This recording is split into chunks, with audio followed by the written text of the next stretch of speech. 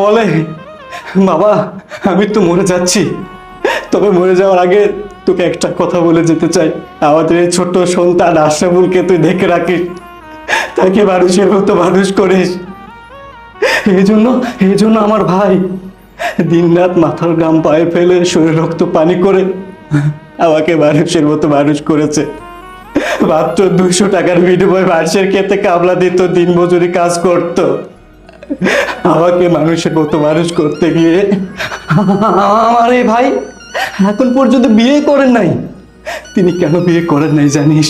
তিনি ভেবেছিলেন তিনি যদি বিয়ে করেন, আমার ভাবি যদি আমার সাথে খারাপ ব্যবহার করেন, এ ভয়ে তিনি বিয়ে পর্যন্ত করেন নাই।